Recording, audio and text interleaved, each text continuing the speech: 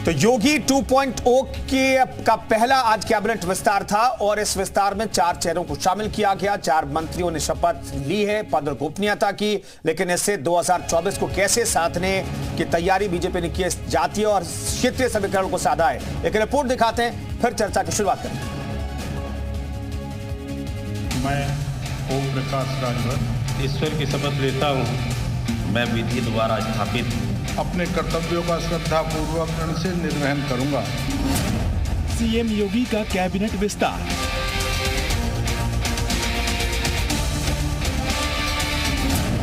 OP Rajbhar का खत्म इंतजार। मैं ओम प्रकाश राजभर ईश्वर की 4 विधायकों ने ली मंत्री पद की शपथ। मैं भारत की एकता और अखंडता। कैबिनेट विस्तार से 24 की सरकार।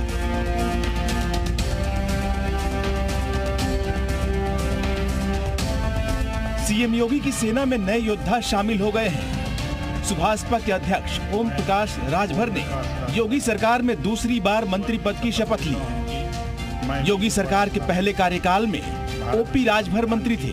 वहीं लंबे इंतजार के बाद दारा सिंह चौहान को भी मंत्रिमंडल में शामिल किया गया। नए सहयोगी के तौर पर जुड़े आरएलडी के विधायक अनिल कुमार ने भी मंत्री पद की शपथ ली। वहीं बीजेपी के विधायक सुनील शर्मा को भी मंत्रिमंडल में जगह मिली है। शपथ लेने वाले नए मंत्रियों का राज्यपाल आनंदीबेन पटेल और सीएम योगी ने फूल देकर स्वागत किया। उस लक्ष्य में हम अनवरत काम करते रहते हैं और उस लक्ष्य की पूर्ति के लिए हम सरकार के सभी लोग मिल करके सरकार पूरी तरह जो भी योजनाएं सरकार की हैं उन गरीब कमजोर के यहाँ तक पहुँचाने का काम करेंगे। पूरी टीम को मैं तहे दिल से मैं बधाई देना चाहता हूँ और भरोसा दिलाना चाहता हूँ कि जिस भरोसे के साथ मुझे आज इस मुकाम तक पहुँचाया है पार्टी ने, संगठन के लोगों ने, हाईकमान ने, निश्चित रूप से ईमानदारी से उस पर खरा उतरने का पूरा प्रयास करूंगा। लोकसभा चुनाव से ठीक पहले योगी कैबिनेट का विस्तार किया गया। कैबिनेट विस्तार में जातिगत समीकरण का विशेष ध्यान रखा गया है, जो 24 के चुनाव में बीजेपी और सहयोगियों के लिए फायदेमंद साबित हो सकता है। ब्यूरो रिपोर्ट, जी मीडिया।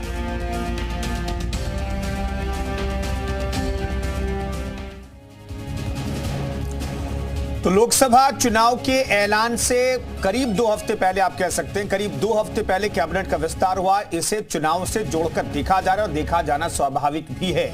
और जिस तरीके से बीजेपी ने पूर्वांचल से लेकर के पश्चिम तक किलेबंदी की है, उस पर चर्चा बेहद जरूरी है। इससे जुड़े कुछ सवाल हैं, वो हम आपके सामने रखते हैं, फिर चर्चा की शुरुआत करेंगे। दरअसल कैबिनेट विस्तार से पश्चिम से लेकर के पूर्वांचल तक क्या बीजेपी ने किलेबंदी कर दी है?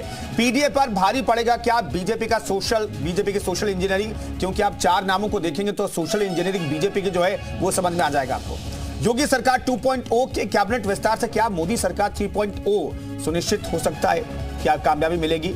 अखिलेश के पुराने साथी आप देख सकते हैं, दारा सिंह चौहान गए, ओम प्रकाश राजभर समाजवादी पार्टी के साथ गठबंधन किया और सबसे पुराने साथी आरएलडी के साथी भी जो है अब बीजेपी के साथ हैं और अब तो सरकार के हिस्सेदार भी बन गए पूरी तरीके से।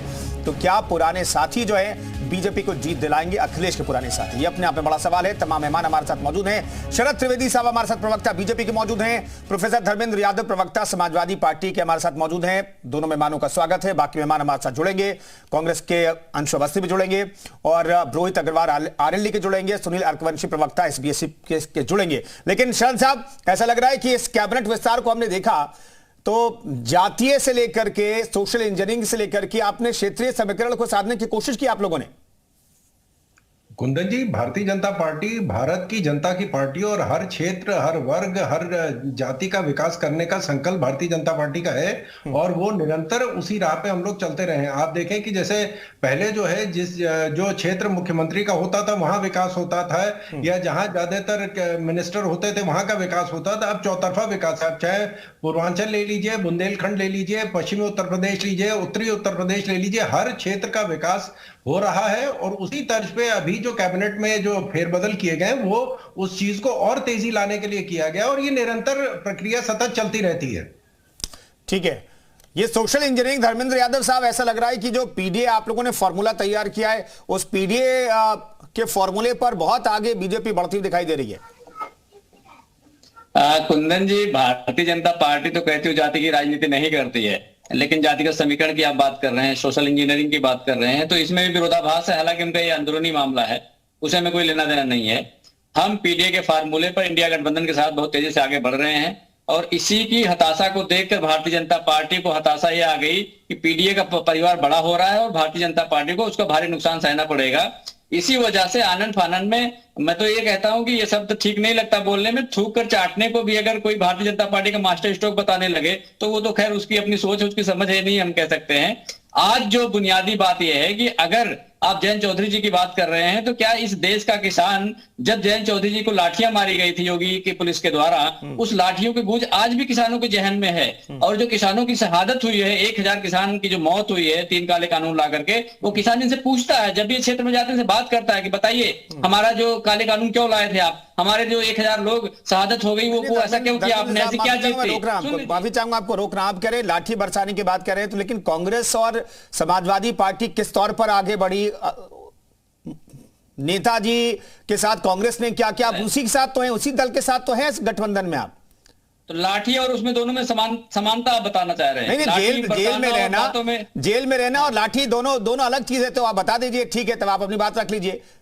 मैं वही कह रहा हूं कि अगर जयंत जी को योगी सरकार की पुलिस ने लाठी बरसाया, तो इस बात को क्या किसान भूल जाएगा? मुझे बताइए, मैं बार बार ये बात कह रहा हूं।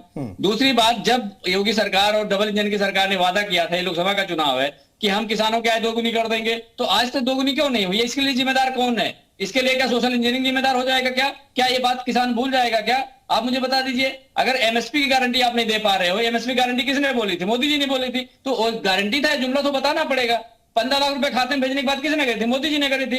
कहां से करी थी मुझे बताइए? गारंटी था या जुमला था? तो देश को गुमराह करके भारतीय जनता पार्टी अगला चुनाव जीतने का नाकाम कोशिश कर रही है। जनता बहुत समझदार है, जनता मतलब काट की हांडी बार बार नहीं चढ़ती है। तो भारतीय जनता पार्टी को बताना पड़ेगा कि 10 साल में आपने जनता के लिए क्या किया। जिन वादों को आपने संकल्प पत्र में लिख के बताया था, उस संकल्प पत्र को अगर आप कूड़े में डाल दोगे तो जनता क्या करेगी? कूड़े से उठा के पूछेगी आपसे कि बताइए किसानों की आय दोगुनी क्यों नहीं हुई? 15 लाख रुपए खाते में क्यों नहीं आया? 10 साल में 20 करोड़ रोजगार क्यों नहीं मिला? महिलाओं के साथ जो मैं लौटता हूं, शरद जी से मैं जवाब ले लेता हूं। आप जो सवाल पूछ रहे हैं वही सवाल पूछ रहा हूं। क्या संकल्प पत्र के जो वादे थे शरद साहब, वो पूरे नहीं किए आप लोगों ने? देखिए, अगर हमने वादे पूरे न किए होते तो जनता ने हमको 6 बार उत्तर प्रदेश में आशीर्वाद न दिया होता। 2 बार लोकसभा, 2 बार विधानसभा और 2 बार निकाय चुनाव में हमको जनता का आशीर्वाद मिला है। इनके 2 जो मेयर बने थे वो पिछले चुनाव में वो दोनों भी निपट गए। इनका पहले माई कॉम्बिनेशन आया था, वो फेल हो गया। फिर बुआ बबुआ चाचा भतीजे लड़के वाला कॉम्बिनेशन, ये सारे फेल हो गए। फिर ये पीडीए कॉम्बिनेशन लेके आए, जो पीडीए कॉम्बिनेशन में पिछड़ा, दलित और अल्पसंख्यक था, उसमें अल्पसंख्यक एक का मतलब अल्पसंख्यक से हटा के उसको अगड़ा कर दिया गया।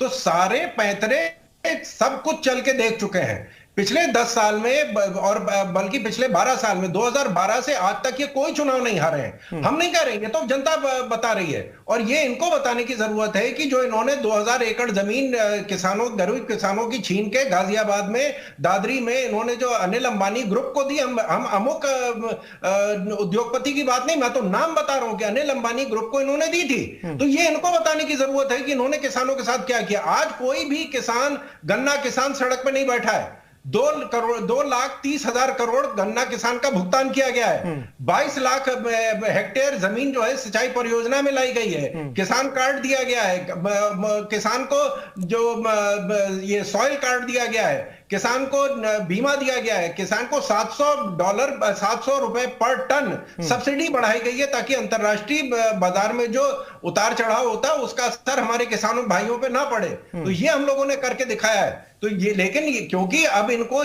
सारे इनके गणित फेल हो गए, सारे इनके पैतरे फेल हो गए, सारे समीकरण फेल हो गए। तो ये जब आप देखें, रोक रहा हूं शरद साहब।